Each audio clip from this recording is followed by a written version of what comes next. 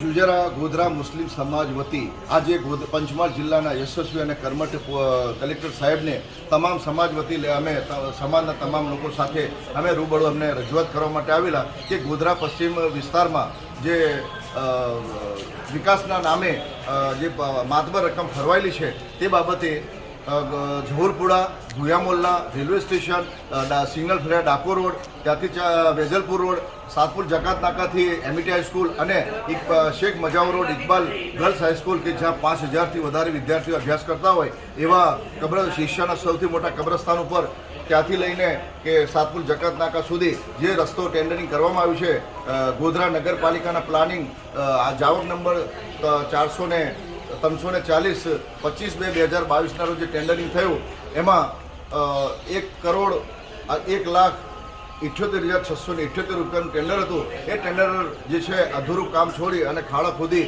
અને ચાલ્યા ગયા છે. આ રસ્તા ઉપરથી તમામ સોસાયટીઓ, તમામ વિસ્તારો, તમામ કારખાનાઓ, ઉદ્યોગકારોને ત્યાં જવાતું હોય છે. એ જવાનો રસ્તો બંધ થયેલો છે.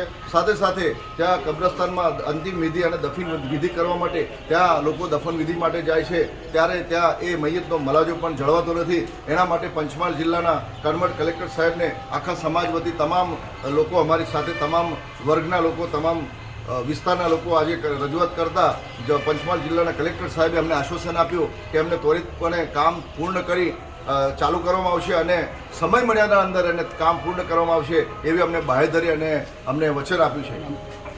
અને નામ આગળ તો બોલો.